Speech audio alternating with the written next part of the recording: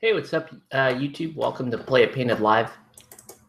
Here we go with another stream. Just gonna open up a little comment window here thing. Was that English? I don't know. I am super tired, which I know that's not news. That shouldn't be news to anybody that I'm tired. That just no, we don't want that. Okay. Yep. Sorry, there's some things going on here. Let us go to find this live stream. And then I'll describe that silver lump of metal that you got in front of you right now. And we'll talk about what I don't know if I'm going to build stuff or if I'm just going to paint stuff. I'm like in a weird, oh, look, the stream is good. I'm kind of in a weird situation right now where I'm in between commissions, and it's almost like I have too many other things to do. So I don't know. I may just build tonight. For sure, I have to do another Agent Ron though, because I was asked to do another Agent Ron. Wow, I'm like way too far from. Where is this thing? Where is this thing pointed? Is that good? That's like all the way down there. Right? Sorry guys. Trying to figure out. Oh, there it is. So if I'm there, right, and try to get more of this. Let me do some camera shifting here to make sure that our camera is in the correct spot. Webcam. Oh, every time I do webcam control, it just throws it like way off. So first things first, let's get this back into focus. There we go. If you're just joining us, welcome to Play It Painted Live. Let us know what you're painting and what you should be painting. Tonight, I don't even know what we're doing. There we go. That's more like it, right? And that'll keep us basically center screen the whole time. The whole time. So we got Agent Ron here for sure. He's being put together. The question for me is, do I put together more models because I have a bunch of henchmen that need to be put together, or should I do something else? And honestly, I don't think I can do that without doing Bat Builder, but I don't know, because we got to prioritize, right? So here are my options. I can start to paint some clowns that I put together for the Harley Quinn crew, which the bonus there is that would give me a demo crew to rock. So I'll have a couple of demo sets ready to go. If I decide to run a Joker crew versus Batman, that's one option. The other option would be I could also instead I could put together the Blackgate prisoner set, which is actually quite nice. That would allow me basically to run like any kind of demo I wanted to, if as long as good guys or Batman are on one side, then I can run almost anybody else I wanted on the other side. The other option would be to put together the Bane crew. Well, they're already put together.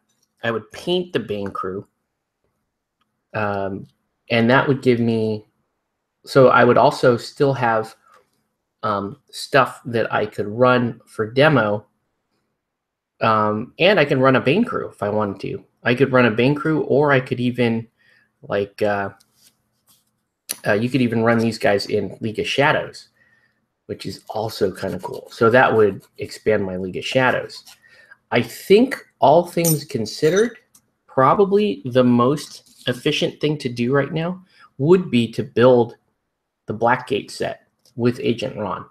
And so I think that's what I'm going to do. It does mean I have to build more models, but that's okay because I can build.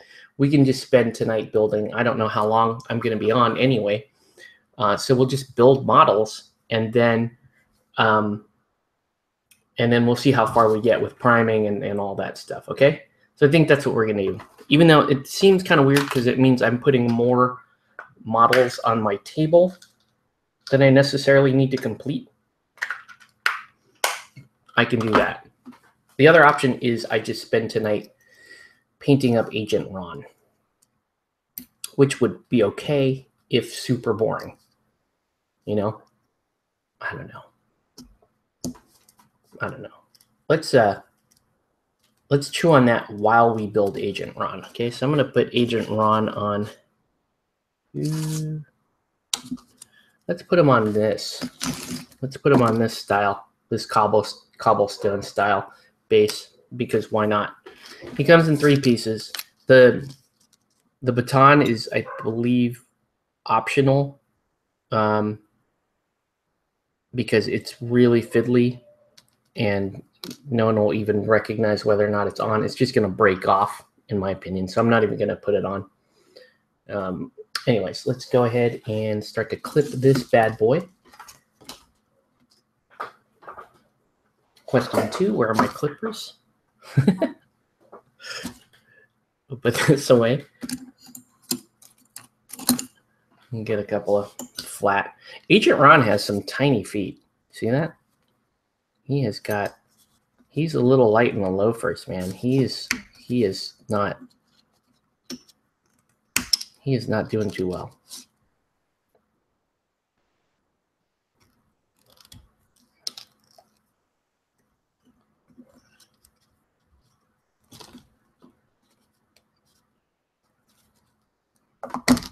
Okay, so just clip that off. Looks like I'm in a little too tight, but I don't know. We'll see. I don't even know like who is going to be around. It's been a while since I done a live feed, and actually,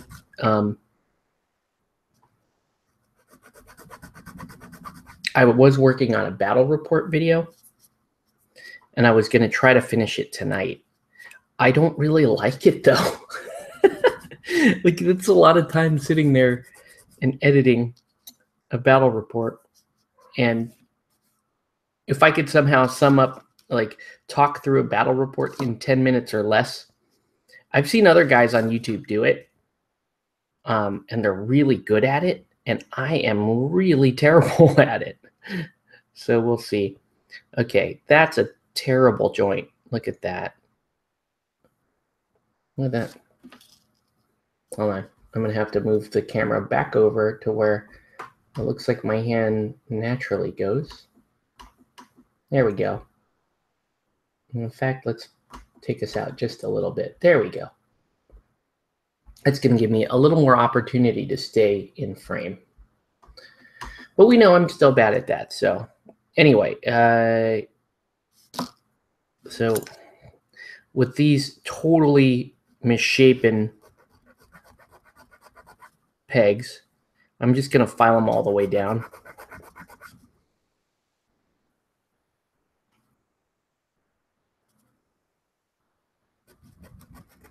And then we're going to have to use plastic putty to fit the rest of it, you know, to fit it properly. The main question here is, you know, I'm only going to do 1 pin in the arms. Where is that pin going to go? You know, I got to pick which arm is more appropriate. Ooh, man. There's a big chunk of bad right here.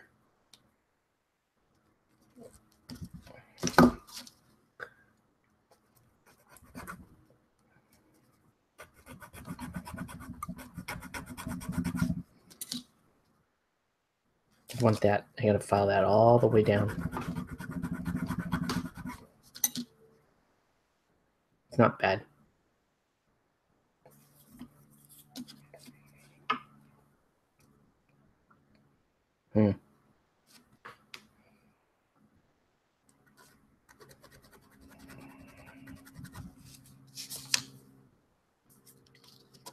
Okay, here we go.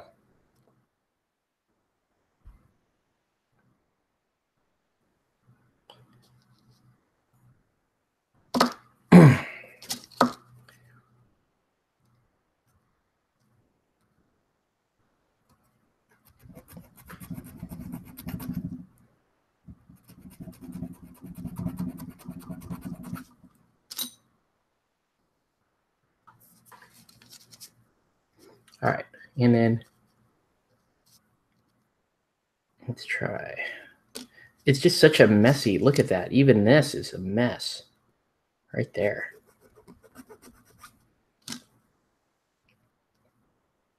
Okay. These old kits, man, they're not the best. So it looks like the easier joint would be the right arm, but the left arm joint would probably be more stable. I think I am going to do the right arm joint though. Okay, so let's go ahead and do that. Got my handy dandy pin here, and let's see if I'm going to bleed again like I did on the famous mounted Warhorse Wonder Woman episode of Play It Painted Live, when I broke a record 8 pins, right? I think I impaled myself like 5 times. That was like the best, man. That was quality stuff. My cat fall asleep in here? I don't know. We'll see. We'll see. Ooh, something is amiss here. There we go. All right.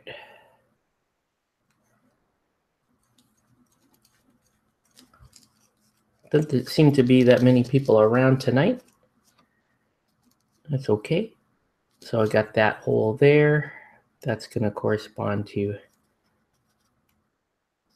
this hole here.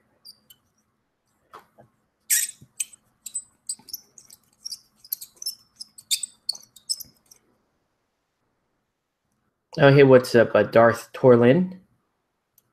Whoa. Uh-oh. I don't want that to happen. I just want to drill this hole here in peace. I will not get bloody putting together Agent Ron. Sorry, Agent Ron. You're just not worth it. Okay, and let's go ahead and do another hole here.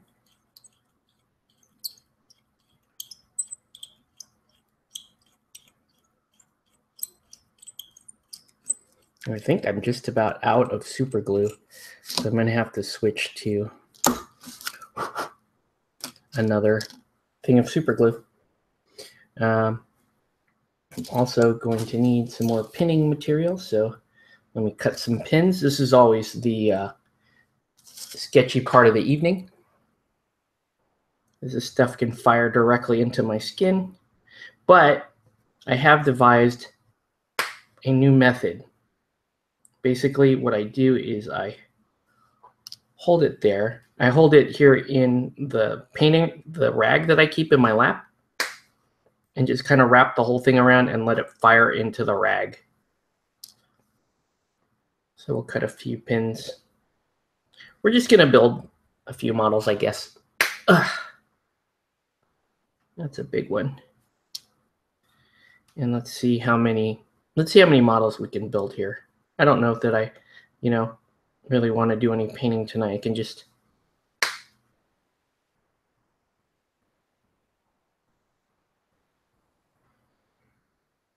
build more stuff.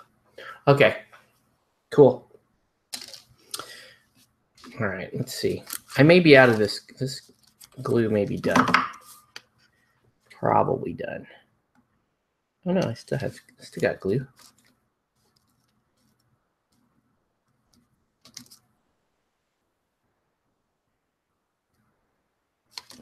Okay. We'll pin there.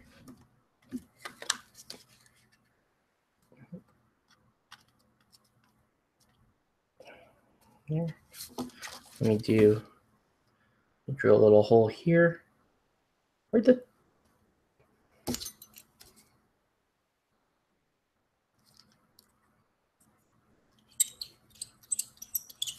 just drill a hole through the base.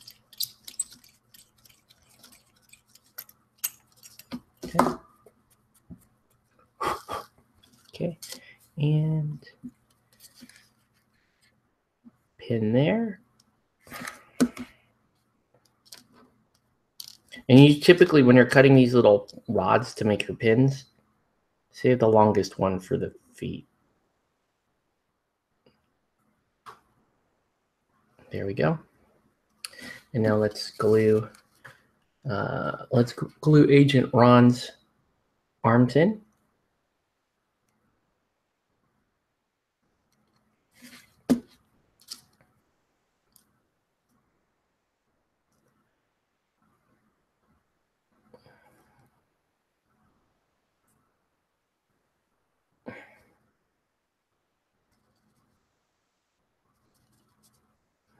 Look at him go. Look at Agent Ron. You can see it's not a very good fit here.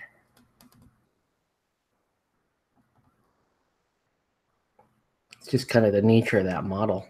It's just not a very, see how clunky that is? It's not a very good fit. Okay. So you know what we do, right? We break out the fancy stuff to fix this. We call it plastic putty. And let's do that. So I'm just going to put a little, kind of like a little dollop here, right there. And just use a scrap tab or something to kind of fill in the rest of this joint. And then you can I put enough there that I can use it on the other arm to fill in that joint. Okay. The nice part about this plastic putty is it doesn't shrink as bad as, say, liquid green stuff and that kind of thing. And obviously it's a lot more convenient to use than any of the two-part putties or fillers. So I'm a big fan of plastic putty. It can be kind of hard to find. So I always stock up on it. Make sure I've got, especially night models, like stock up on it. If you're going to buy some of these older kits like Agent Ron here, you're going to want some plastic putty. All right. So with that done, now I can glue Agent Ron to the base and just kind of let him dry. And while he's drying, we can look at the other models that we intend to build tonight. Why isn't that going? There it goes. Need that to go all the way through. And just hold that in place for about 20 seconds.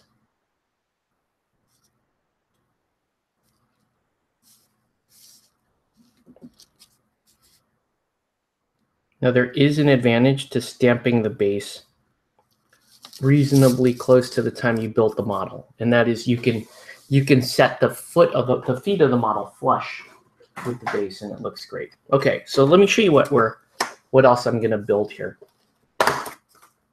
And this is this set here, the Blackgate Prisoners set 2, and it's awesome. I love Blackgate Prisoners for Batman because you can use them on just about any bad guy crew. These do come with the really, really sweet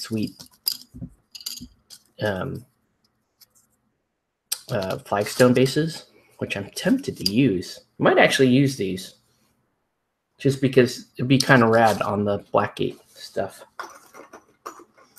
I think I will. I think I will use these. Yeah. Yeah. Let's use them. So here's the 4 that we're looking at. One of them is one piece, which is fantastic because he's going to be one of the guys that I take the most because he has the bodyguard rule. So he's actually, this dude will see a lot of game time. So let's go ahead and do a little cleanup here. And then you got Lil Spark here, who has all kinds of stuff that we're going to have to pin and put together. Hey, what's up, Cameron? So yeah, little Blackgate Prisoners. This guy's 2 pieces. This guy's 3 pieces. Little Spark is, I don't know how many. You know what? We should do. I usually go in order of most difficult or most annoying model to put together to least difficult. So I'm going to start with Little Spark, who is pretty amazing. I may actually, he actually has me tempted to go get Electrocutioner, just so I can run Lil Spark and Electrocutioner. Yeah, these bases come with, these are the new style bases that come with the newer kits for Knight models. And in fact, I noticed that when they've been restocking the old kits, like when they redo the old kits, they put them in too. If you get one of the older kits,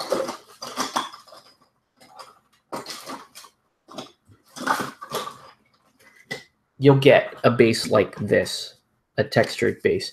It's not a horrible base. And if you are, if you're one of those guys that actually like glues the base in the slot, then it's not bad because you can put that in there and then you can use like pumice or something like that and just continue the texture over it. So it's not a bad option. I think it's ugly personally, so I don't use it. I have like a whole drawer full of those bases. These are nice though. These flagstone bases are quite nice.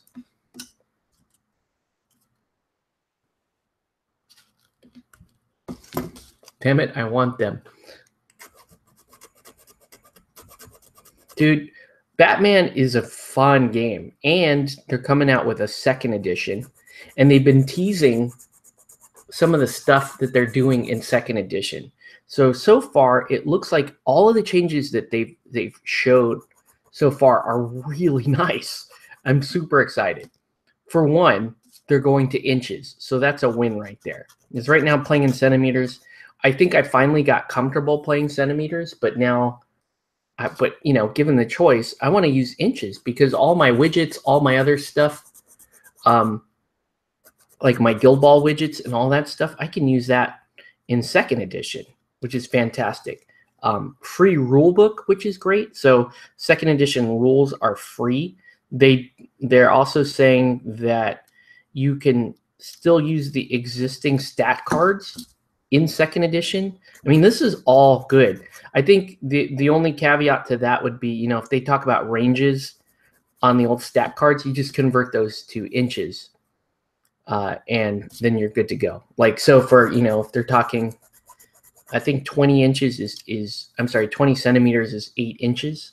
So if you have a thing that's a range of 20 centimeters, that's 8 inches. If you're talking about 30 centimeters, which is like your general line of sight, now you're talking 12-inch line of sight. So they're moving to inches, which is awesome. The other thing is they made a change to the rules, the movement rules, which is so good because currently, if I were to describe the game in terms of Guild Ball, instead of, and I'll show you here real quick using a stat card. Look at all that. All that shit is Little Spark. Anyway, so here's like a stat card, right, for one of the guys. And currently you have these stats here. Like you have strength, movement, attack, defense, endurance, and special. And for movement, attack, defense, and special, you allocate counters towards them. Your willpower stat here tells you how many counters you have to allocate each turn. So for example, this character here has a willpower 4. That's really shitty, by the way. 4 willpower is terrible. Anyway, he only gets 4 counters to move around, right? Between movement, attack, defense, and special. And so currently with movement, it's kind of like Guild Ball, where you get a free jog, essentially, which would be, in the new rules, it would be a 4-inch move. You get a 4-inch jog, right? And then if you have counters in movement, what you can do is you can spend those counters to roll dice to add to that total, right? So, I know I said 4 inches, but we'll call it 10 centimeters because this is a current system, 10 centimeters plus, in this case, you could go up to 2d6. So it's random. In other words, if I'm moving, I'm going to move 10 plus, and then I roll my 2d6. And, obviously random movement sucks because, you're trying to make a charge or trying to do something important, and you roll the dice and the dice say, F you, you don't get to do that. Not the best experience, right? So what they're doing instead is for every movement counter that you put down, you don't have to roll the dice. You just get 2 additional inches per counter that you spend. That is awesome because it makes movement much more predictable.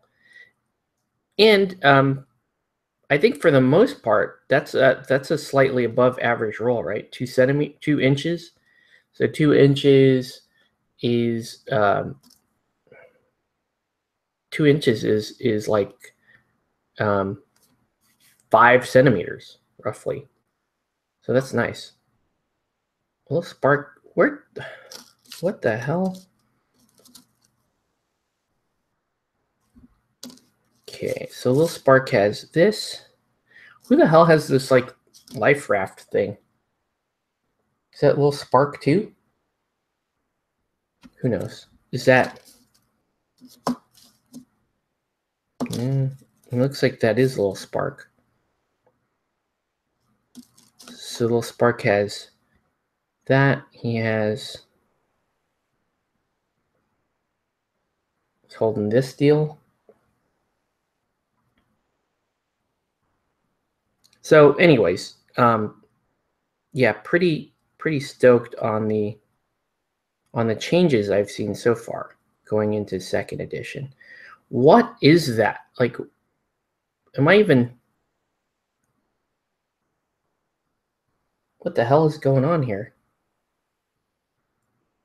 That just seems... His shoulder just seems out of place, or the arm almost seems like it's backwards. But it looks like, I think the core issue here is you have such a really... Just popping in to say hi later, man. Have a good one. Well, that's a okay, I see the issue. It actually is supposed to fit there, but there's so much crud here that I'm going to have to clean it up.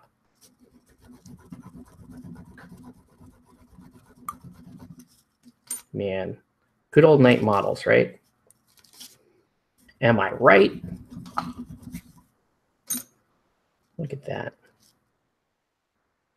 Like, that is such a sloppy join.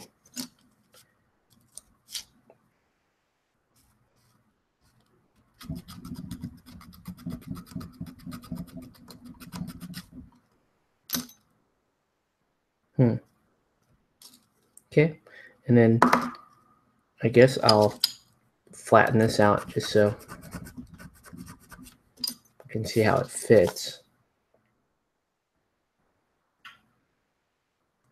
Yeah, it goes like that. What a terrible join. Okay.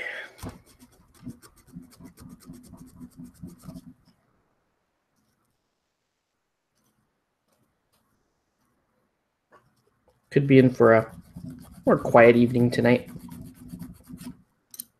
Just good. Okay. This then kind of just kind of extends forward. like that, right? Like that. Where does this hose plug in?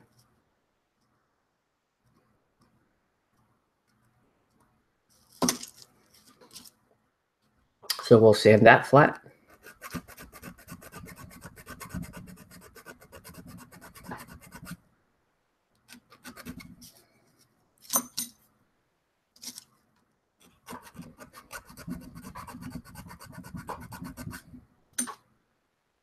Wow.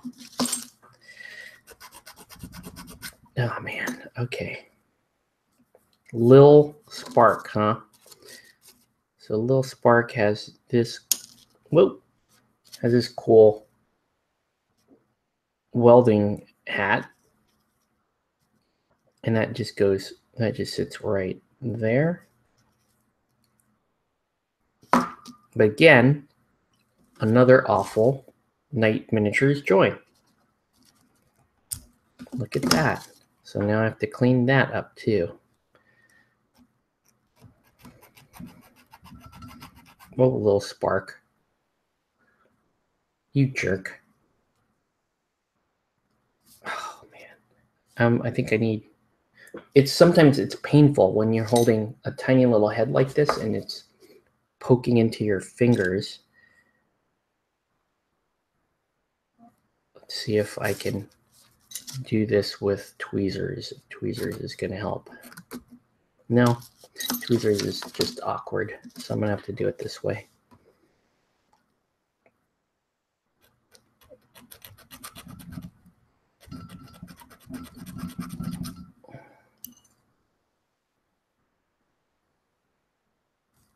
Wow, what a mess.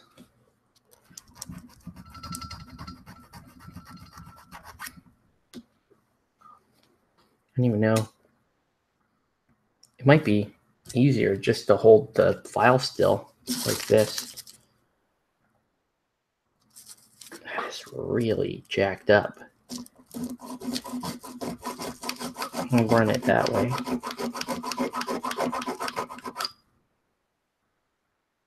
There we go. That worked a little bit better. Okay. So now I can pin the head. It's really stupid that when they made, you can tell the older kits, they made heads separate, and there was no reason. Like, there's no reason why this head for Lil Spark needs to be separate. Like, it's not, you don't gain any position advantage. It doesn't make the model any more 3D to have a detachable head. Just doesn't make sense.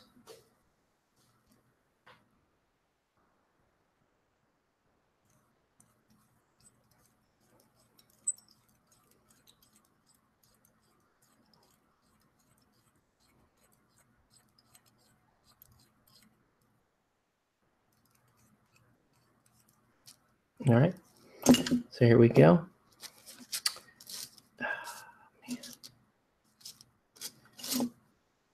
Okay, let's try.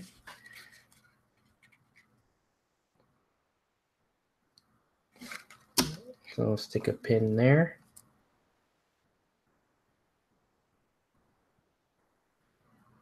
Okay, so now I got a pin for the head. That's good.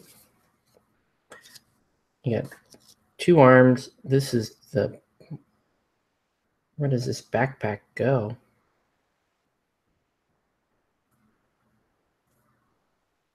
Where does this go?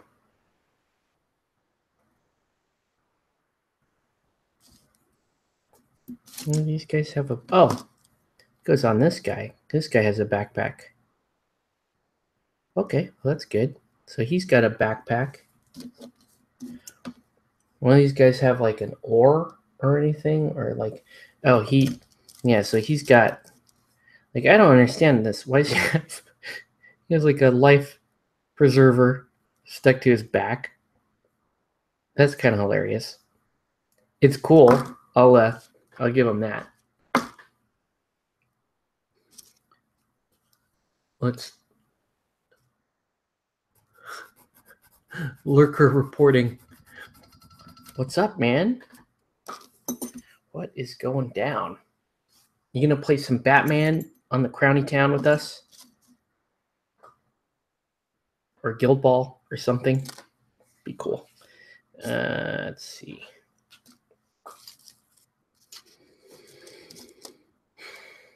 Well, I can't even concentrate. What the hell was I doing? Oh, we're going to cut more pins. That's just a lot of damn pins on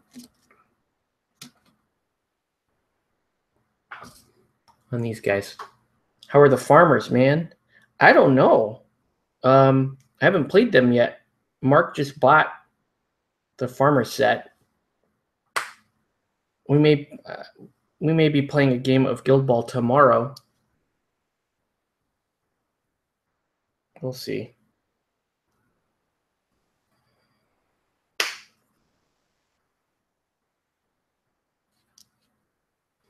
Kind of itching to play. Whoa. I'll just cut some pins. Yeah. Maybe we can get in a game of Guild Ball. We'll see. Okay. So there's that. I mean, I don't know. I've been playing so much Batman lately. I may want to play a game of Guild Ball instead, but people want to play Batman.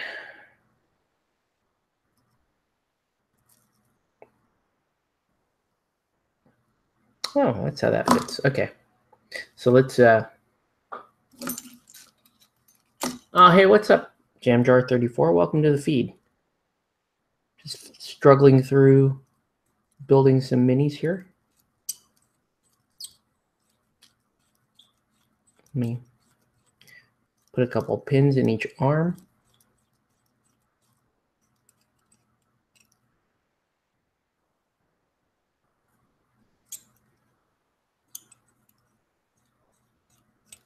So hey, Placebo Pete, you want to? Hopefully, I'm wondering if you would be able to make it to the Guild Ball Farmers Release event on the 29th. That's a Tuesday night.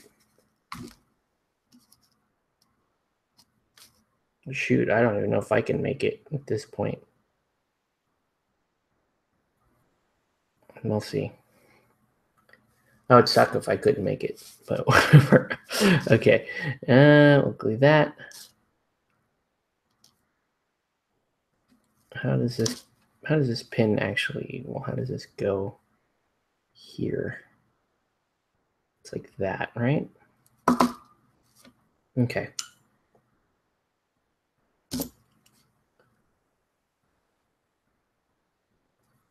Woo. Uh-oh. Be careful.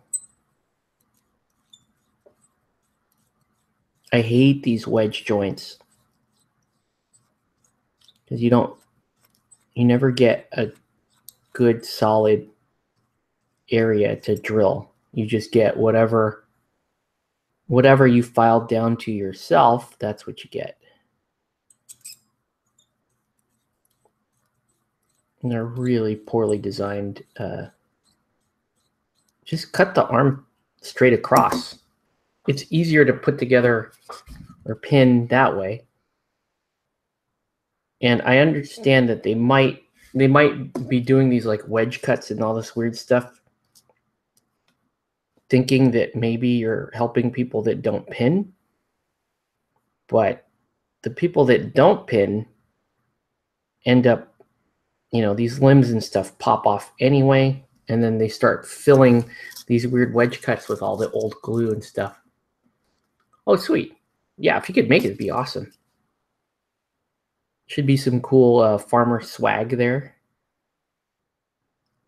I believe there's a tater in that set. Whoa.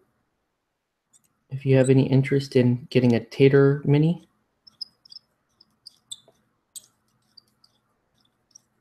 And there's a cool, I think it's a pumpkin ball or a cabbage ball or something. that you're supposed to give out for best goal design.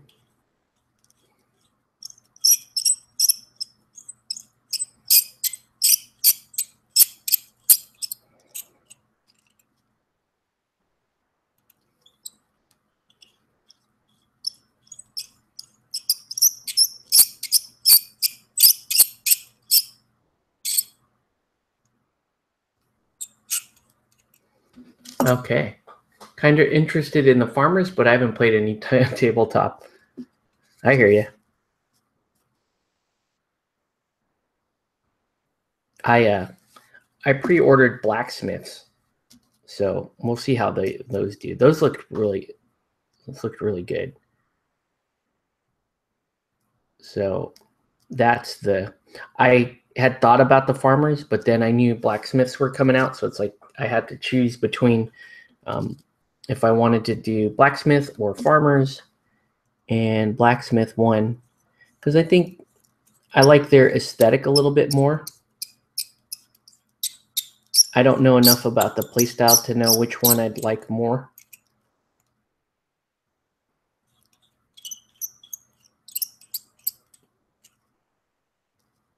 Yeah, blacksmiths don't have a mascot. They have an apprentice system. So it's my theory on that is that I think they were working on rookies for season 3.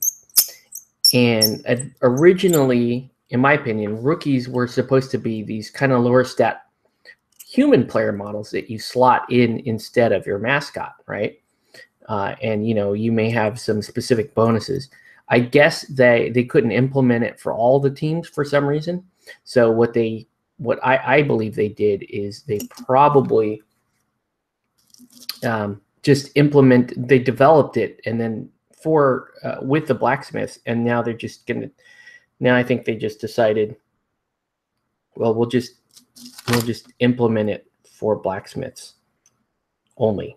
So it's like almost, so it's a right now it's a blacksmith unique feature, but I wouldn't be surprised if the idea takes off that they would look at doing that with the other teams. Good to catch up with you. 6 a.m. in UK, waking up. Well, good morning, Jam Jar. Thank you for tuning in as you just woke up. Maybe our buddy Solvent Abuse UK will hop on later on if he wakes up at any point. I like that every team has to take a mascot. Yeah. I don't know. The blacksmith guild just sounded cool to me. So we'll see how they pan out. Okay. There's that. And then there's this thing here.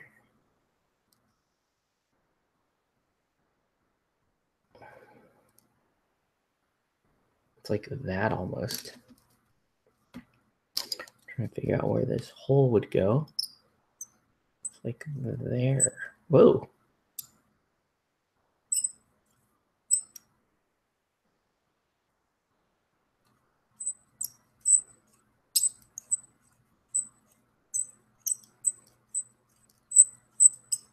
Sorry for the squeaking noise.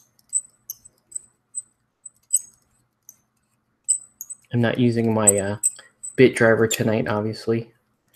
So we got to deal with the little hand drill squeaking action. Okay. So now let's start gluing a little spark here together. So a little spark. Let's glue his head in.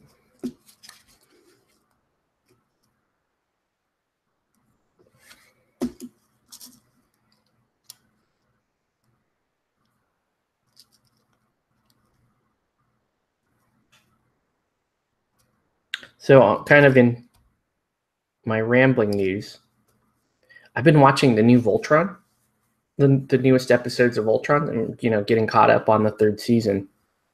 And I'm really enjoying Voltron this season. I think, the first season was pretty good. I liked it.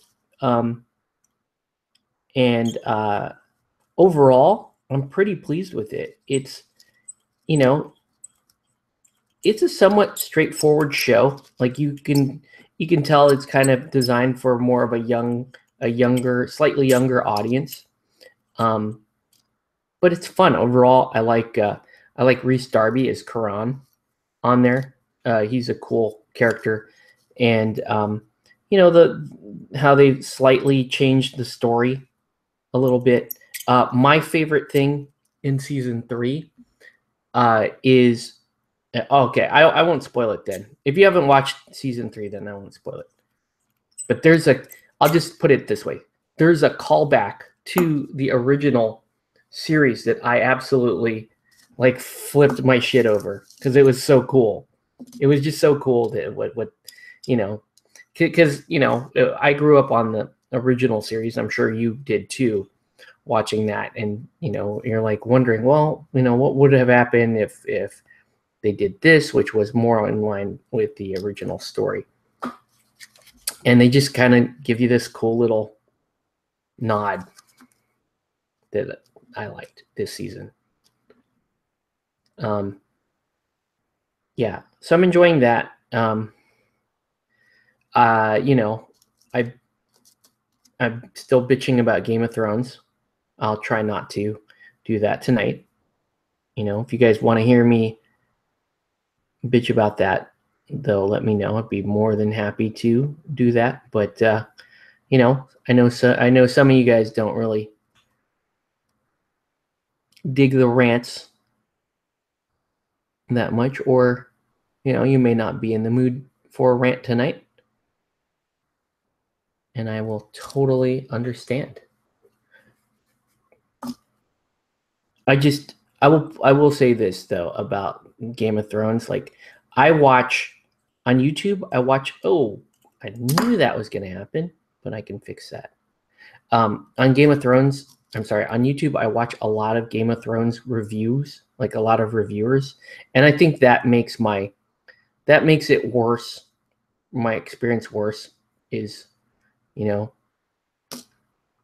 the fact that I'm disappointed in the show, and then you have these reviewers that just seem to be like drooling and pandering over these super, super overhyped scenes that I don't know. It's just upsetting. How come? It's weird. His arm should be lower like that. He shouldn't be like totally out with it. Yeah, it's like that. I like that, actually. Love the episode, but undead busting out gigantic chains out of nowhere irritates the fuck out of me. Yeah, that was one of my complaints. Was okay, let's just break out these giant chains. And then either they had to have a bunch of whites dive, like maybe he has a diving team,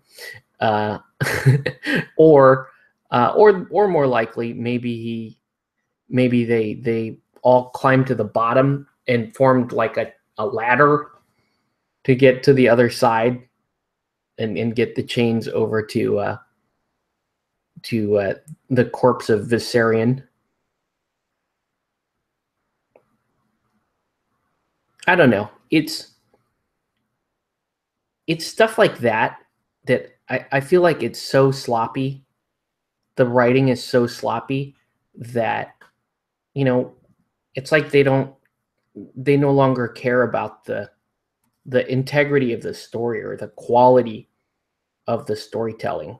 It might be that everybody sort of wrote them off, that, oh well, now that they don't have any Martin's material, that they're just going to be bad now, right? And they can try to be good, but no matter what they would have done, they wouldn't be able to please the hardcore Martin fans, right?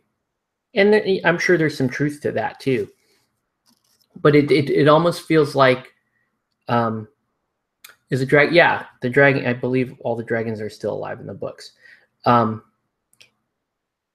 it almost feels like at this point it's like they've sort of given up on the idea that they can tell a coherent story, and kind of with this sort of defeatist, well, we're going to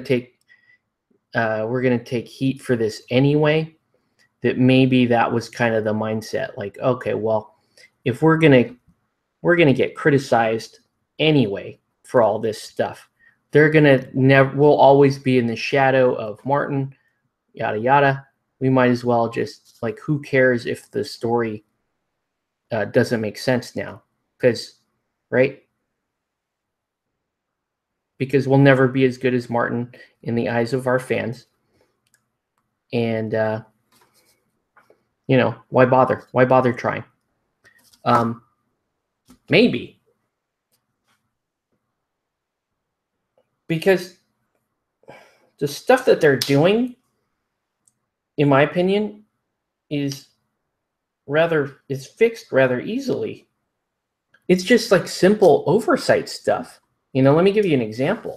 Like when they go and when they throw, and spoiler alert for those trying to keep up with Game of Thrones but not totally caught up.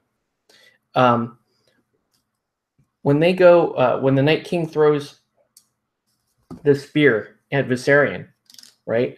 Viserion is super far away and flying, and like probably a good maybe a good 100 yards away, up in the air, flying, breathing fire, all this other stuff. Meanwhile, you have Drogon with Daenerys on his back. It's essentially parked, waiting to pick up all of these guys. And so with Drogon back there, right in front of him, like Drogon is probably 50 feet from the Night's King. And so you're trying to tell me that, well, the Night's King, what the Night's King end up doing is throwing a spear not at the closest target, the stationary target, the logical target, because that has all the heroes on it.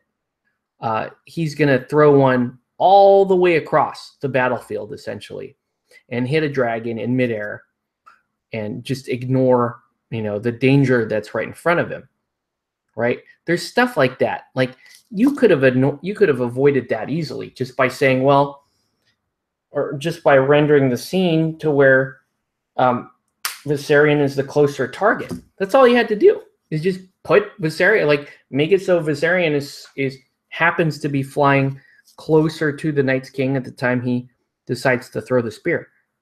I mean, why not? How hard would that have been? And it's stuff like that is just stupid and lazy. Like, oh well, yeah, he'll hit Viserion. Viserion is like all the way out on the other side of the field. Why would they do that? It's just sloppy. So there's that. There's the whole, oh well, we want Jon Snow to struggle. We want him to like climb out of the ice and barely make it back alive, and so that he can have this like touching scene with Dany at the end of the episode. Sure, you can do that. You can do that and keep it logical, right? You can, when they go and pick him up, when Dany goes and saves the crew, and everybody's getting on board the dragon. You have Jon really doing really, really stupid things. Like Jon is out there, he's out there like going further and further away from the dragon when it's clear the dragon has everything kind of under control, right? You have a dragon there, and you just saw in episode 2 or whatever that the dragon is more than capable of just firing, opening its mouth and breathing fire at anybody who's going to try to charge it or its body, right? It did that to Jaime. So knowing that the dragon can do that, why would Jon when it looked like he was actually relatively safe to get on, why would he then push off and go further and further away from the dragon? That doesn't make sense. If you really wanted Jon to get separated from the group, you could have had, some whites actually pull him off the dragon or pin him, as while he's like trying to regroup with the rest of the group. It's just simple stuff like that. This isn't even like really difficult things. This is just really basic, like, you want him to do that, do it. Or, better yet, have him like climbing on and have some whites charge the dragon, and the dragon kind of whips its tail, like, and he's the guy like on the back of the dragon, so that when Drogon like whips his tail around to take some whites out, like maybe it throws Jon loose and he falls through the ice. Again, really simple stuff, right? It's not like this would cost any more money. It's not like it changes the scene at all. All it does is it just presents it in a more realistic light, right? And that's all. It's real simple adjustments to positioning, spacing would make a huge difference in the palatability of the scenes. I was telling my wife that I felt like the episode was written or directed by somebody that really understands interpersonal relationship stuff, conversations, character development, because the conversations that they have up north between characters and the interactions are fantastic. So it's somebody that understands that. But the downside to this, writing or directing team would be that they've never done real life before. You know what I mean? They don't understand the basics of physics of, okay, you have a spear, you have a stationary target who is closer and also honestly more of an imminent threat, and you have a target that is further away and flying and less of a threat.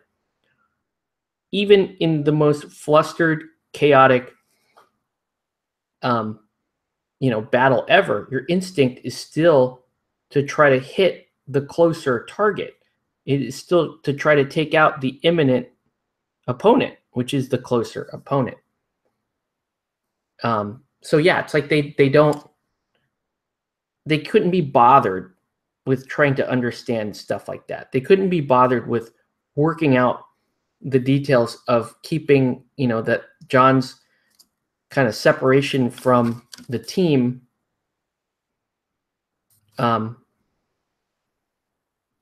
keeping it realistic, not keeping it real, keeping it realistic.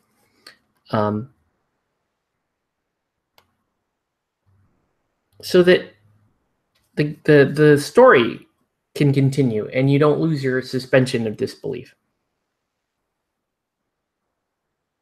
In my opinion, it's and people online have said the dumbest. This is the worst argument I've heard. People say it's like, guys, this is just fantasy. You have to understand there are dragons and direwolves, and so why does it have to make logical sense? Yeah. Right? That's the stupidest argument in favor of let's just have sloppy writing. It still has to make sense. Fantasy still has to have enough grounding in reality in order for you to be immersed in it. And the whole argument is like, oh, well, if you can accept dragons, then you can accept really sloppy storytelling. That's just a false equivalency, right? When you're reading fiction or watching fantasy or sci-fi or anything like that, in my opinion, you're basically being lied to, right? That's the whole point of fiction. You're being lied to. And the best lies are the ones that are grounded in truth, the ones that you believe in. So, so F the fact that you have dragons on the show. if you if everything else on the show seems plausible and believable, then this is a very immersive fantasy setting. And that's the one of the biggest appeals behind Game of Thrones, is that, you know, there's such a strong history to everything. There's so much careful detail taken in describing the characters, describing their histories, going through the sequence of events that make up the story, that all of that has to be grounded in a very plausible alternate reality, because that's what makes it good fiction, right? I couldn't, according to this stupid logic, I could say, oh, I'm making a dragon movie, right? It's got dragons in it, but it's about it's about a man who gets pregnant and, loses his arms and wears a vest, rolling donuts, right? Like, that, you can't just do that and expect that to be considered a good work of fiction. The lie still has to have some reality grounded in it. And when things don't make sense, quote unquote, it's very, very easy to lose that suspension of disbelief. That's what I'm getting at. And so when you have these logical fallacy stuff that appears on screen or on on TV and that kind of thing, then naturally you are going to say, hey man, that wasn't very good. It didn't make sense. And it's hard, and because it doesn't make sense, it's harder to believe in. That's all. Suspension of disbelief. That's all I'm really trying to say there.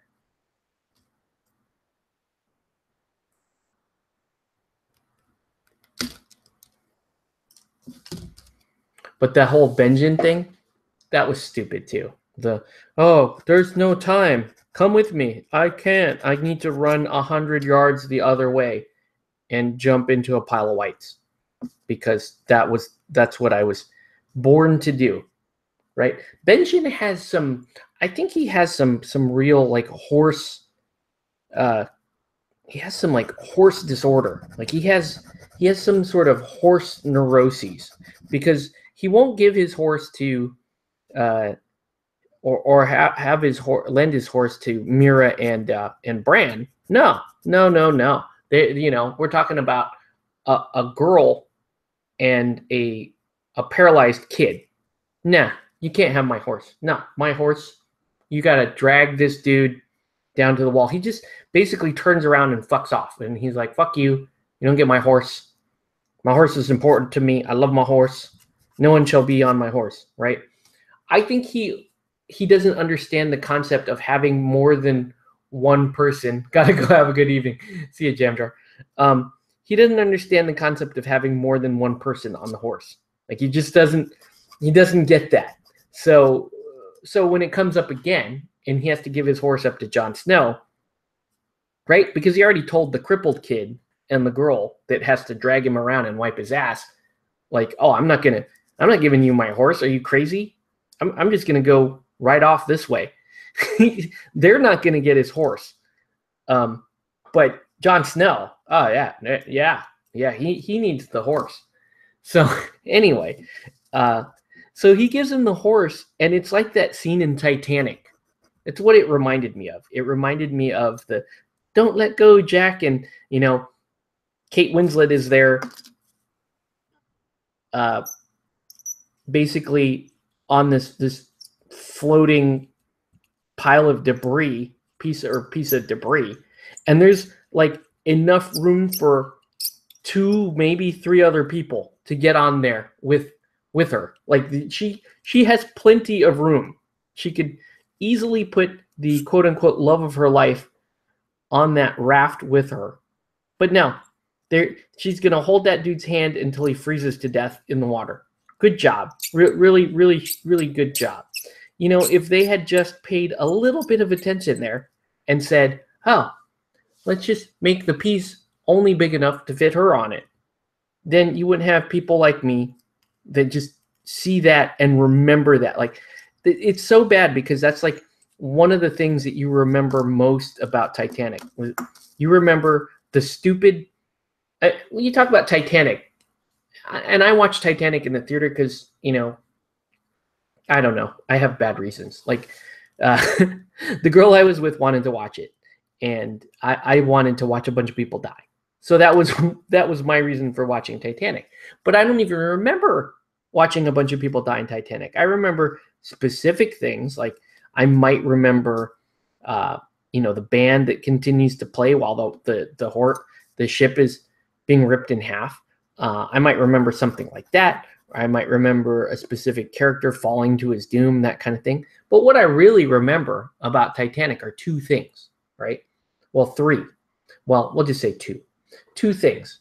The stupid thing where he's holding her and it's like, I'm flying, Jack, that stupid thing that everybody remembers. And then I'm going to let Jack freeze to death. Because it's a miss, right? When you have stupid things like that, it's a miss. We're talking about Prometheus. What do people remember when they're talking about Prometheus? They talk about the fact that Charlize Theron could have run sideways when there's the giant ship about to fall on top of her, right? She could have done that. She could have done that. Even Aliens is not immune from the trappings of a thing we like to call logic. So even Aliens, when at the very end, I still think it was okay. So this is not going to be the strongest example, but I am including it here because even a beloved movie is still held to this standard that, the scene I'm talking about for Alien specifically is the very last fight scene with the Queen Alien, and Ripley fights the alien with the crane thing, and they both go down the airlock thing, and then Ripley opens the airlock from the bottom, and the Queen Alien gets sucked out into space from that. And then instead of, hitting the close button, which is like 2 feet from her, she climbs all the way to the top of the airlock, basically pulling her own weight against the vacuum force of space to get to the top of the airlock and then hit the button, right? Even a movie as beloved as Aliens, we still pointed that shit out. Okay? That's what I'm getting at. When people say, oh, it's fancy, you should just believe whatever. It's more than that. It still has to make sense. It's still, we still need to have it grounded in some form of logic, some form of consistency, and obeying, the general laws of physics. The people that draw Jon Snow's journey in a single episode of Game of Thrones, and then compare that with the movement of the Night's King army for 6 episodes. That's a hilarious chart. Like, you see this tiny little red line, like that big, which would represent how far the Night's King army went. And then you're looking at the continent of Westeros, and you draw these 2 giant circles that basically cover the length of Westeros twice to explain how far Jon Snow went. That's hilarious to me.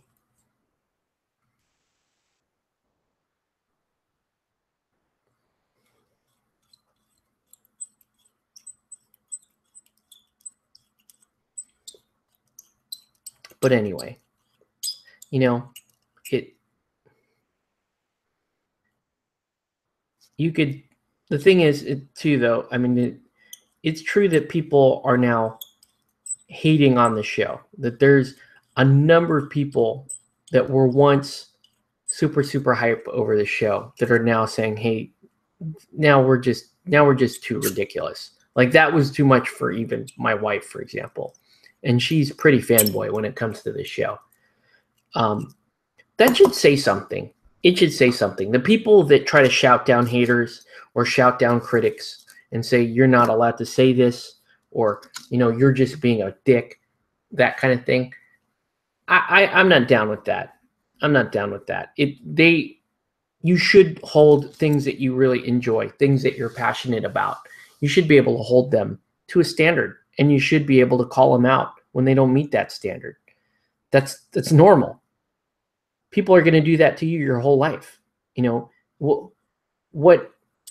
does this TV show do that makes it sacrosanct? What makes it exempt from basic scrutiny? Or is it really about that? Or is it when people do that sort of stifling behavior, is it more about them wanting to exert control over a situation that they don't agree with? Because I think it's more about that. I don't think this whole generation of, if you don't have anything nice to say, don't say it. That's just a dick that's trying to control the situation. I will tell you right now. That's all that is. It's authoritarianism. No, if you don't have something nice, if you don't have something nice to say the shit that you want to say, because especially if it's bad and you really care about the person or thing that it's directed to. If you have a good, solid, defendable piece of criticism, then you should send it to whoever, whoever you really care about. This whole I'm not going to say anything mean thing might fly if you're just being polite. If you're talking about acquaintances, if you're talking about people that you're not invested in, and you're not trying to help. That's the other thing too. Is it really being nice? It's being polite, but are you being beneficial to someone when you don't tell them, hey, you screwed up here, or hey, you're going to want to evaluate that? That's not, you're trying to be helpful most of the time.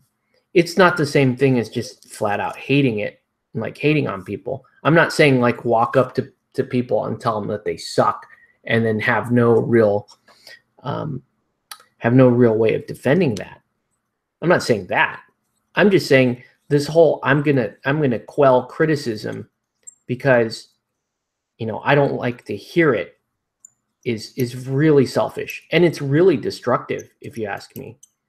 If you're gonna say, if you stop people from saying, hey, you suck, and I'm gonna just punch you in the face or something like that, okay, fine, I'm with you, I agree with you.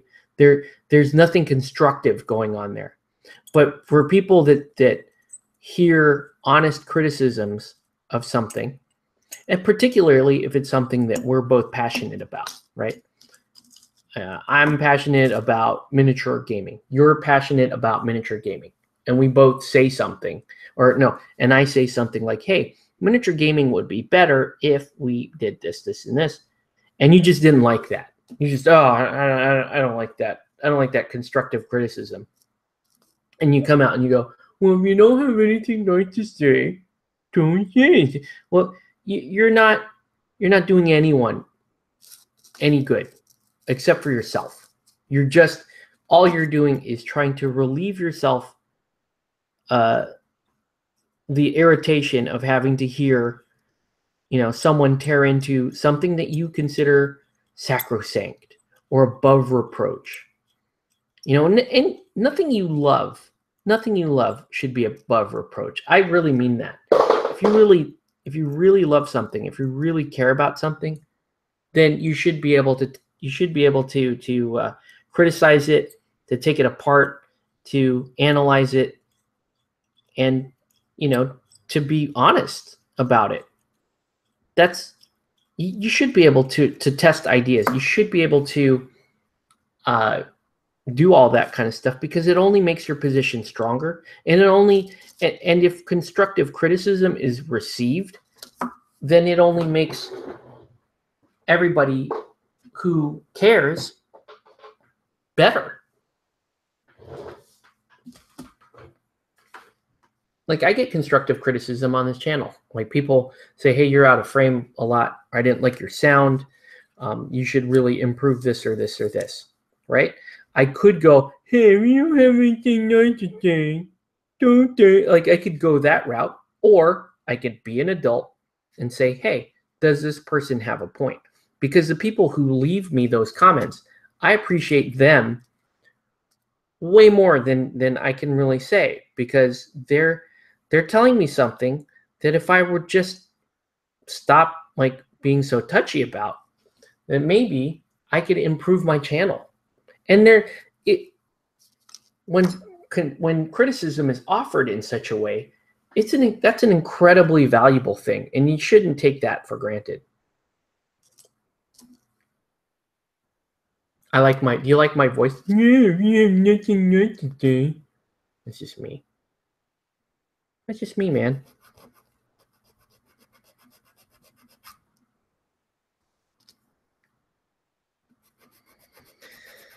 But man, am I exhausted. Okay. How many pins do I need left? 1, 2, 3, 4. I need 4 more pins. Anyway, I noticed everybody kind of tuned out. Tired of my ranting. Maybe YouTube maybe YouTube is shutting me down. They don't like me. Oh man, what do I do with that? Play.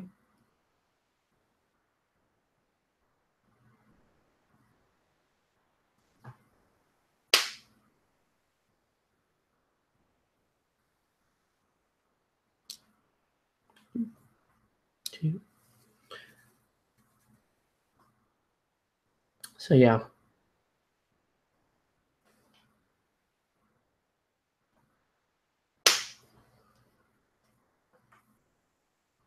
These prisoners do look pretty cool though. We'll see how they stack up. I guess I'll use them as my demo crew.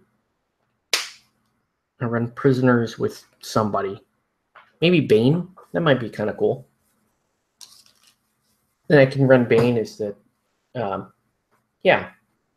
run Bane, and then on the other side of that, run Batman. Okay. So let us put together this next guy, backpack guy.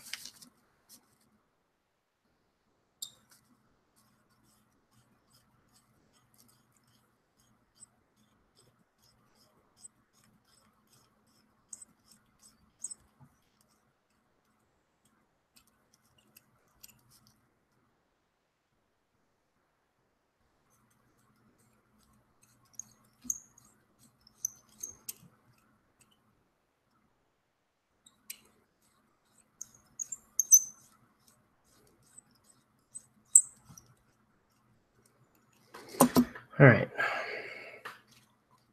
Stream keeps freezing and I have to keep refreshing while I'm gaming.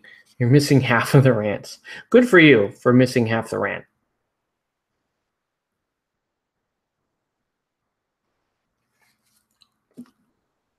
Yeah, good for you. If you don't want to hear it, don't hear it. It's fine.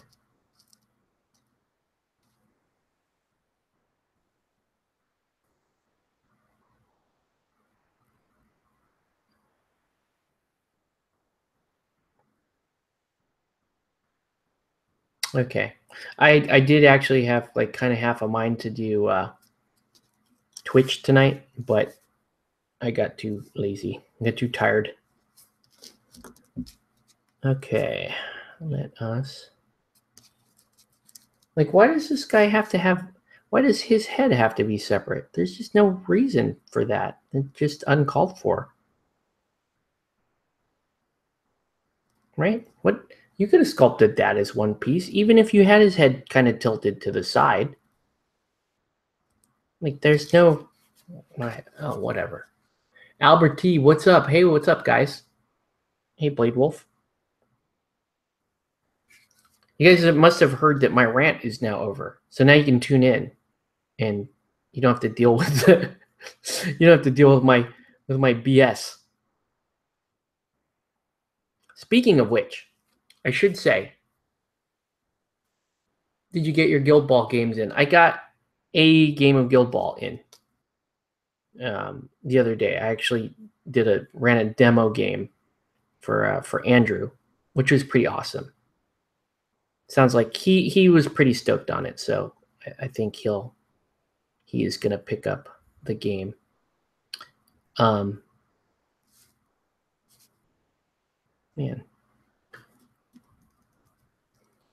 Yeah, this is the rants are good. Yes, there was a rant. It was a roundabout rant about Game of Thrones, but it really wasn't about Game of Thrones. It's more about the attitude of, oh, well, two stupid things that I hear. Like, it's fantasy, it doesn't have to make sense, as a defense for sloppy writing, which is garbage. And then the general idea of, like, if you don't have anything nice to say, don't say anything at all. I think that's awful. I think that's I think this is the worst advice I think I've ever heard in my life. Now, not necessarily the fans. It's just not the fans directly, but some of the stupid arguments I hear. Like, that fantasy argument bugs me. That is really stupid. Am I gluing the backpack on upside down? I don't know. So you hear that. I had another stupid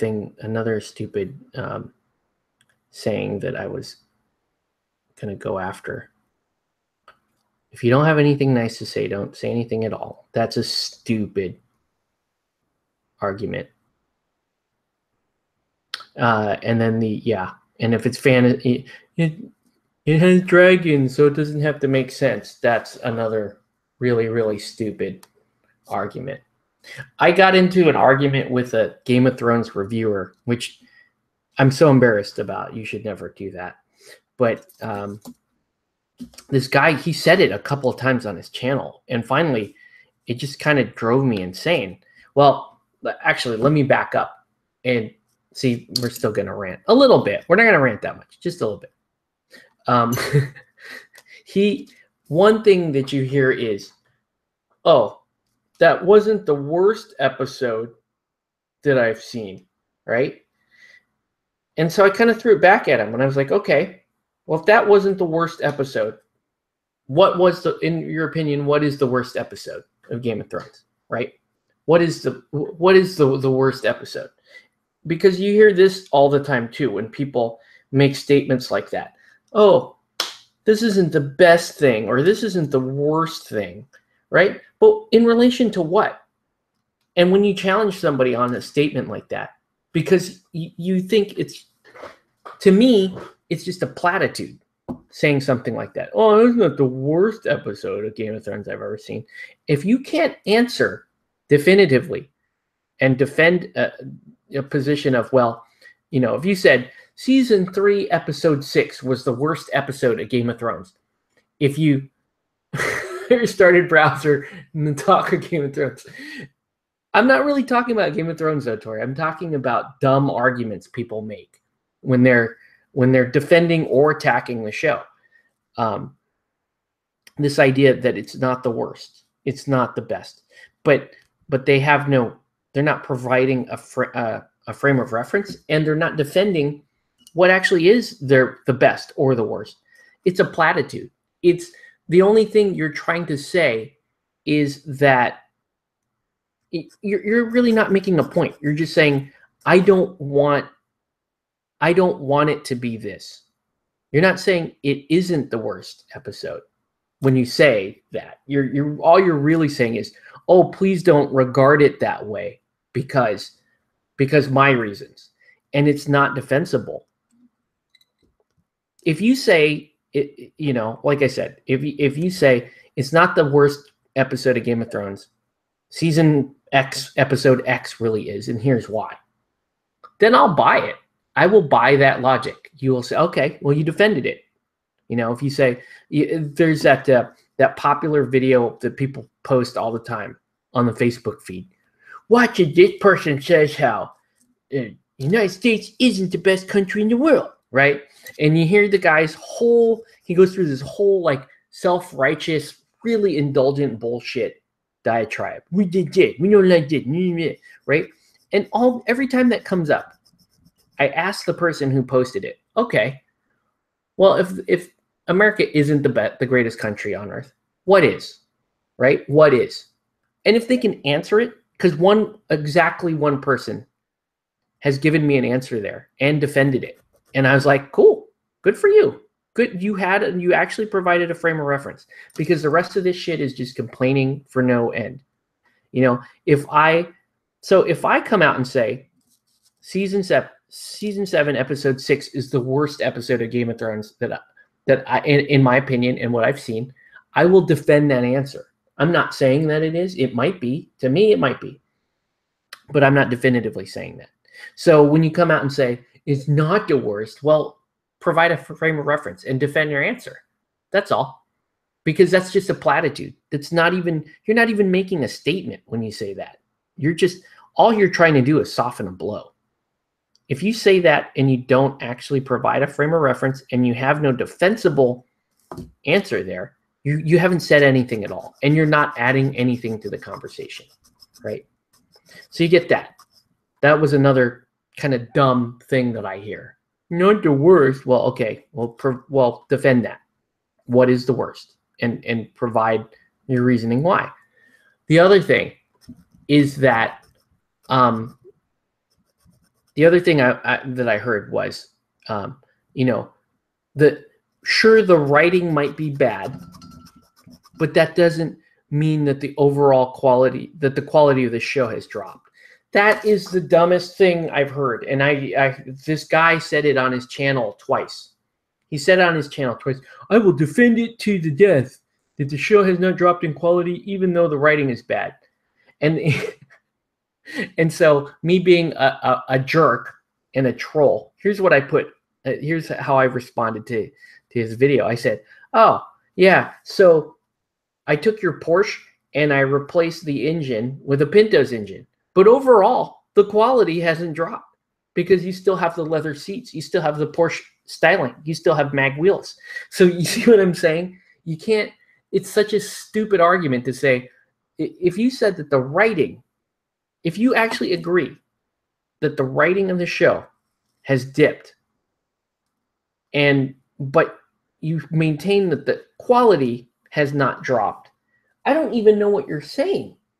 If the writing of the show, if you agree that the writing of the show has gotten worse, what you're actually saying is the plot is bad. The plot could be bad. That even with really good actors, maybe their lines are terrible. Maybe they're not acting in character. Maybe there's no continuity. Maybe your sense of space and time is off.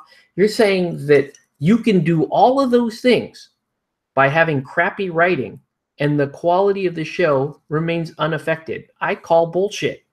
No way. No way. You know what I mean? You don't.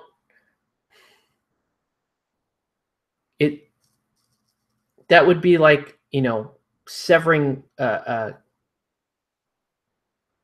my spinal cord, but leaving my body intact and say, well, his spinal cord doesn't work, but overall, the quality is the same.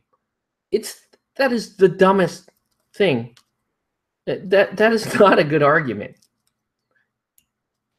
Again, I'm not even necessarily talking about Game of Thrones. What I'm talking about is just stupid things that people say in defense or in assault of X on the internet.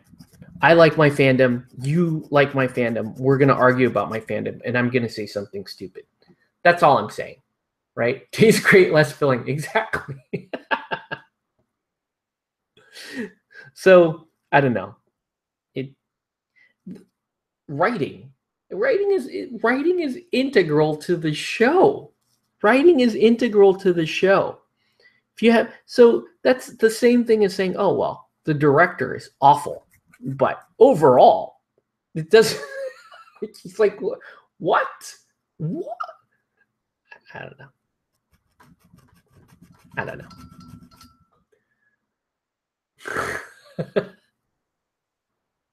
Yeah, I was saying, those people that argue like, oh, well, it has dragons. It doesn't have to make sense. And I'm like, okay, well then Jon Snow gets pregnant. He shits out an ogre and, he loses both arms and he continues to roll donuts. It doesn't work. You can't just pass everything off by saying, oh, well, there's dragons. So it doesn't have to make sense. That, again, stupid arguments that people make. It's really bad. But whatever. Okay, how does this? Oh, this is fancy. This is supposed to go over his shoulder. So it actually attaches there. How weird is that? Okay. So actually I need to... I think Arnold already made that movie, Octave.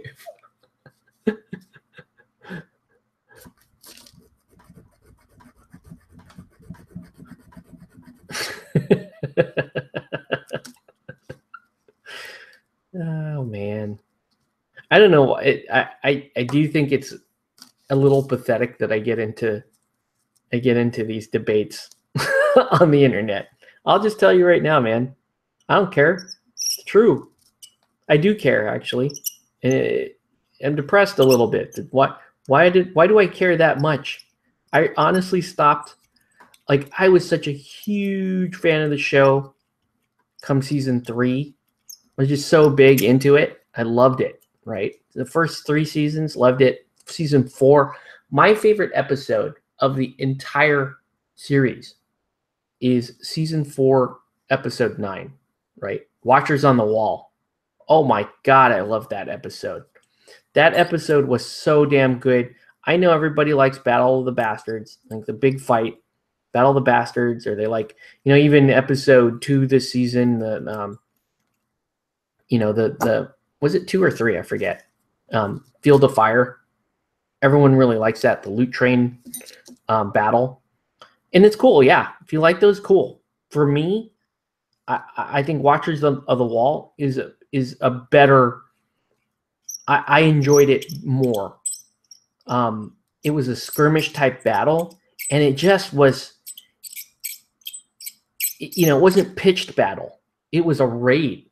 It was chaos, like 360 degrees of guys fighting in every angle. There is a specific shot sequence that I think is probably the best moment that I've seen in all of Game of Thrones, where, you see, Tormund is like, no, does it start with Tormund? It starts with Athen, I think. And, oh, no, it starts with Jon. And Jon's like fighting a guy, and the camera kind of zooms out and it pans around, and you see all these little skirmish fights going on with Tormund. You see Tormund like kicking a guy and swinging his axe at a guy. And you see like what's his name, Sir Alistair fighting. It is that is just, oh my God, like that was like the show for me. I'm like, oh, I can watch this every week for the rest of my life. I still go back and watch that episode on my DVR. I still go back and watch episode 9 from season 4. Just because I love that single sequence is just so damn good. Like, I cannot get over how freaking awesome that is. So anyway, yeah.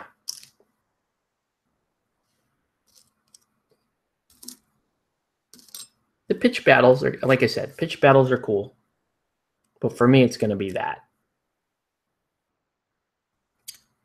I would love to see a Defense of Winterfell that kind of amounted to more like that. We'll see. We'll see what happens season 8. Some people are calling this saying that the show is now suffering from like the Walking Dead syndrome, where the quality has dropped off, and a lot of the fans are getting upset.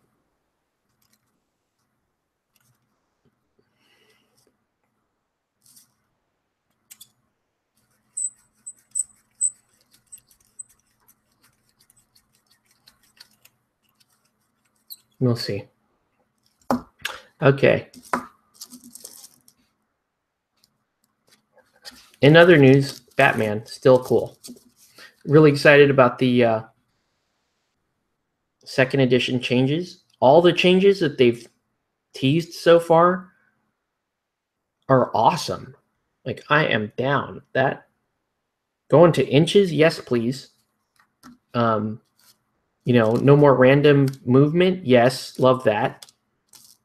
Easier way to configure crews, yes, count me in. These are all good things. Free rulebook, yes. I hope they come up with I hope they publish a hardback though, because I still a hardback and maybe a smaller, like a handy copy. I would love to have a little handy copy of the rulebook. Well, I probably will do. I'll just take the download and then make my own little mini rulebook out of that. This guy's kind of cool. He's just a dude. He's like a luchador dude with a hatchet, with a big fire axe.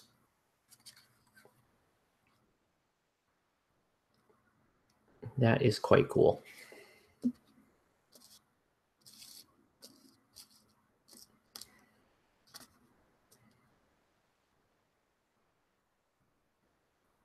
So yeah, I was pretty stoked that I got these Blackgate prisoners, because now I can actually run a Wonderland crew, like a full-size Wonderland crew with a bunch of henchmen in it, and do pretty well, I think.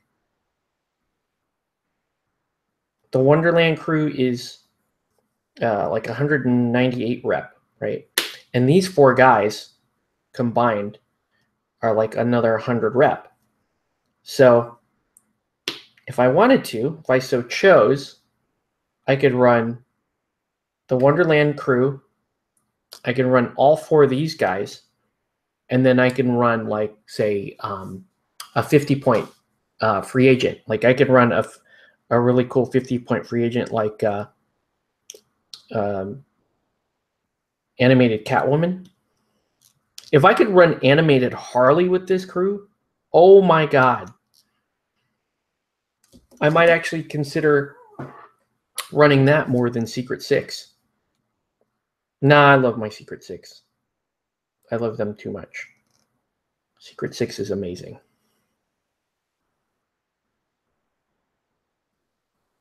What was I thinking? Of course I loved Secret Six. I would not betray the boys like that.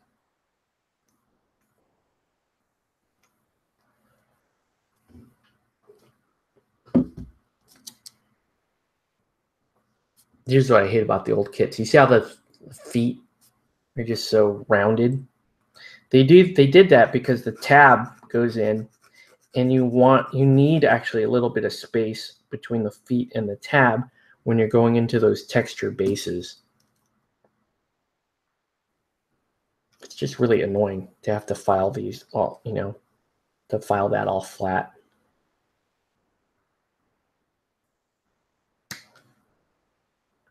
See how much of this I can actually clip off without having to file.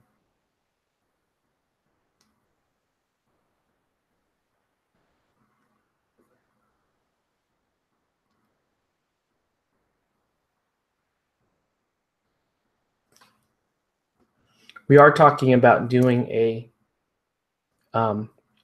Batman game demo day at Game Master, September 7th. I'll probably end up having to move that date though, because I'm going to do a paint day on Labor Day down there at Game Master. So if you guys want to get together, do some painting, come down to Laguna Hills. It's the same exit you would take for Comic Quest, and it's right down the street. With Game Master really being supportive of our local crew and picking up Batman for us and being very super accommodating with time, I love. It's what I really like about Game Master is that Comic Quest is a fantastic shop. They keep good product. I like their staff. Yada yada. They do a good job. But my knock there is that you could run out of space pretty easily there, for one, and that's happened a bunch of times. The other thing about Comic Quest is when they shut down, they shut down. Like when they say they're going to shut down at 10, they shut down at 10. Now I can't really criticize them for that. I mean, that's their promise to the customer. Well, we will stay open till 10, and they stay open till 10. But I will say that the fact that the guys at Game Master are so cool that they'll stay open late for you. And they've done this for us already several times. Like, sometimes it just takes a while to get the games going. I don't know, people small talking, or people taking a long time to build their lists, or us taking a long time to put the tables together. Anyways, it's not uncommon for our games to run past 10 p.m. And in fact, I think there was one time where we had gaming that went on till like 1 a.m. Over at Game Master, and they're down for stuff like that. Even like they told me that the Monday nights they want to stay open till 2 a.m., which is like that's way later than what Brookhurst allows. Like Brookhurst normally shuts down at midnight, but the thing about Brookhurst is, one, you got to pay to use a table at Brookhurst, which sucks, and two, they're still shutting down at midnight. Game Master is 5 minutes from my house, and if they're going to stay open till 2, dude, I may consider moving my gaming night to Monday night just to take advantage of that and be out there. I would probably game till like 11 or 12, and get a couple of good games in for my weekly game day. That'd be sweet. All right. So anyway, we are almost done. They're all put together now. We just got to glue them into these sweet flagstone bases.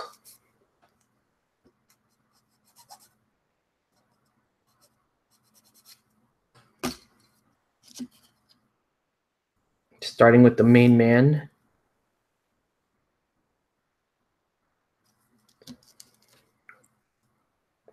Little spark.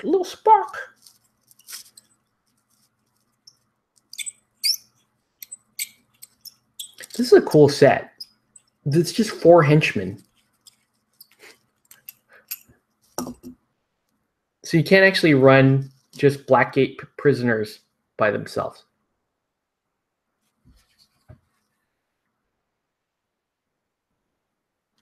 But that's not what this set is about.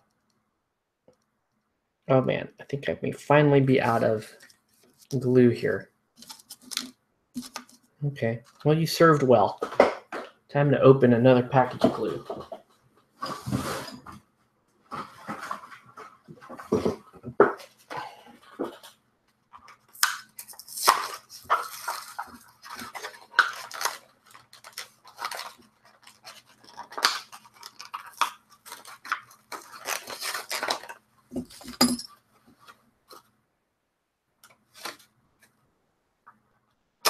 So we are planning on getting together tomorrow night for you local guys.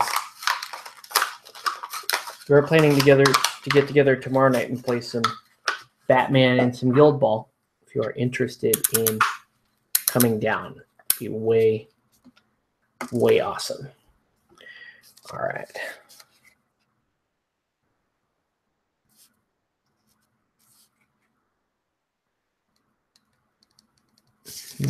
Didn't really.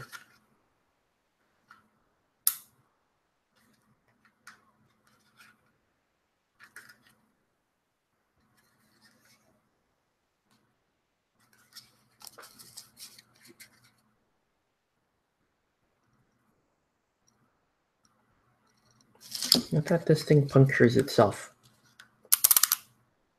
Try it that way.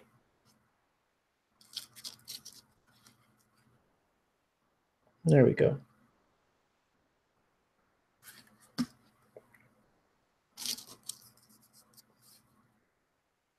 Little spark.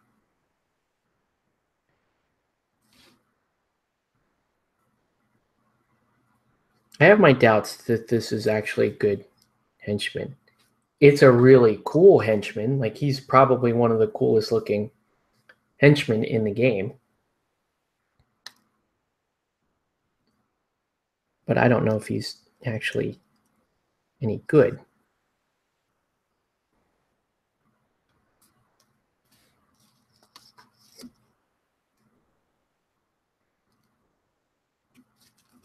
Man, I can't get this other foot to stay flat.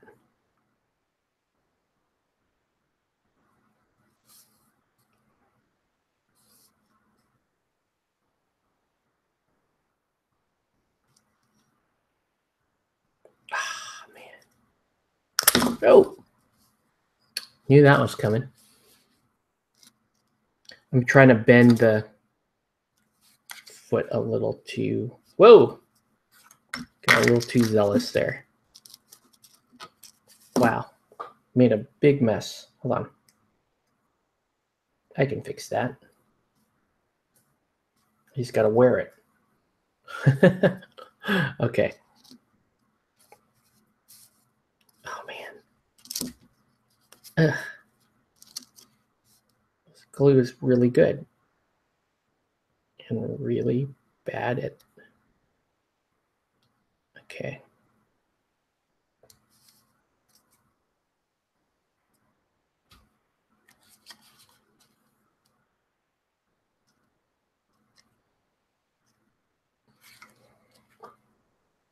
Might have to do this.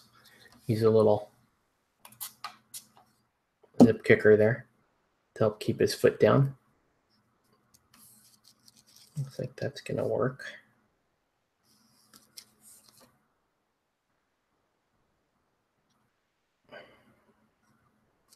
Wow. Well, Spark is giving me problems. Okay. Then you got this dude here. I don't know. I'm going to call him Alpine because he has that snow cap. Like Alpine from G.I. Joe wears. So I'll call him that. Tomorrow, CQ or GM. Well, the plan is we're going to meet at CQ in the earlier in the afternoon, like 4-ish. I want to do some shopping there. And I might play the game of Guild Ball there. I don't know yet. And then probably around 6, head over to Game Master and play some Batman at Game Master.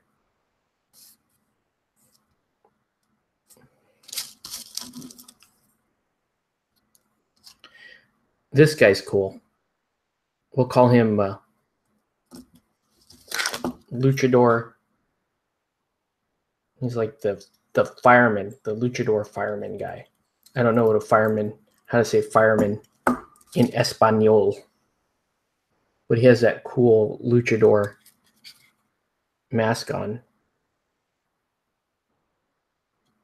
Could also call him Ramses after the bad guy in Nacho Libre. Oh, are the plastic crews available yet for Guild Ball? The farmers are. I don't know what else. Hey, what's up, Hexus Pano? Welcome to the feed. Yeah, CQ has the Farmers Guild. If you're interested in picking up that.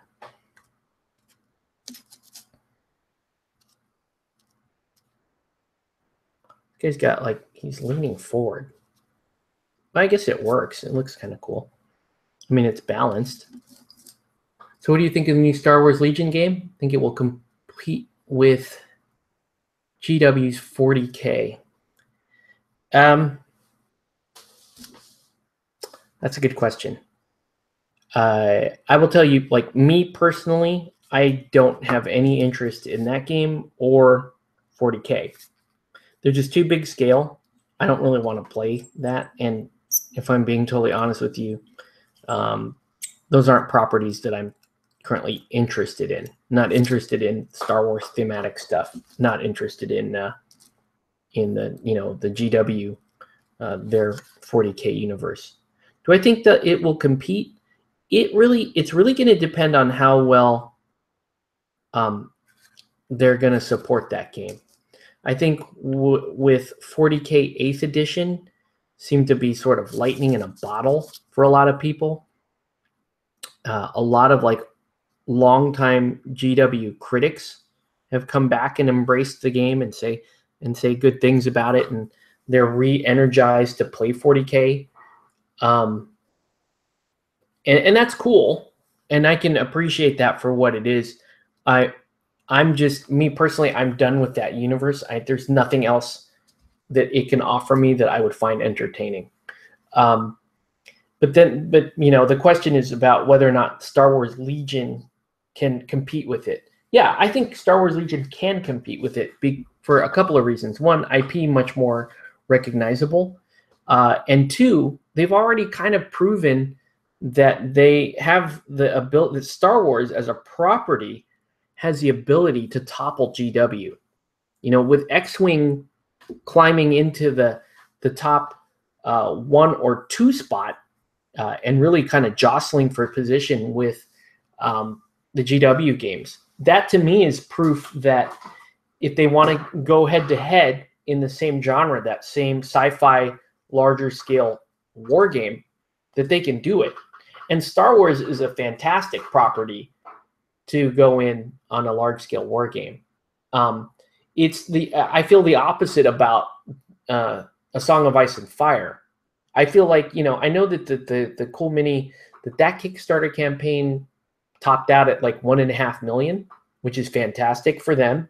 I think it's a miss though. And I explained on this show why I think it's a shame that a setting with so many really, really cool characters isn't a character-based skirmish game. And I gave examples like, man, I would love to see who would win in an archery fight. If you're talking about the Blackfish or who else are I'm like going blank here. Just pick some of the legendary archers from A Song of Ice and Fire. Even from the TV show, like Ramsay Bolton, the incredible archer on the TV show. I can imagine a skirmish game where you take like the Brotherhood without banners, right? And you can take the Hound as a free agent in that crew. And what if it was to go up against, say, Braun and Jamie and sellswords? Or what if you had a Hill Tribes crew and you had the leaders of the Hill Tribes? What if you had Syrio Forel and you had like a Bravos crew, which would be stupidly overpowered, like Syrio Forel and Jack and Hagar? What I'm saying is, as a skirmish game, A Song of Ice and Fire would have just been, oh my God, that would have been the game for me. That would have been so good. Would have loved to see stuff like that. Can you imagine the stats for Barristan Selmy? How freaking cool would that be? Anyway, yeah, back to the question. Yeah, I do think it can. I don't know what their reach is going to be like, because they'll have the product on the shelf. Let's assume that they have normal distribution. They have the product on the shelf. But with war games, and to get people into war games, you're going to need volunteers. You're going to need people that will teach the game. And Fantasy Flight actually did a pretty good job with their outreach. Like, you don't have to do much when you've got reasonably clean mechanics. Like you can have people that come out and teach people how to play X-Wing, for example. And then you can have an X-Wing meta grow from that. So it's not going to take much. It's definitely wouldn't take the kind of effort that we have to put into, those of us who like these types of games. Night Model Batman is getting more popular, but the kind of effort we have to put into spreading Batman is a lot greater than what Star Wars Legion would have to do, because it can just ride hype in. And it's like, oh, I remember when I did like 40K and I played 40K, I saw the older Star Wars miniature game, and I was interested in playing it. And I was like, the models kind of sucked. I was like, well, the models stink, but I want to play it. The main deterrent there was that there weren't people playing it. At the time, 40K War Machine was the only real show in town. So and you didn't see that. Also, the original Star Wars war game, not the smaller scale, board game style game. Talking about, they did have it was more like a true 25mm war game. You just couldn't find it anywhere. It didn't have the reach. It had the right property. The quality of the sculpts weren't great. You can see on this new one, the quality of the sculpts look fantastic. So they look good too.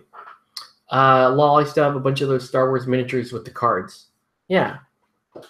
So I think it can compete. I think it would take at least 2 or 3 years though before it can really, really start to threaten, something like 40K.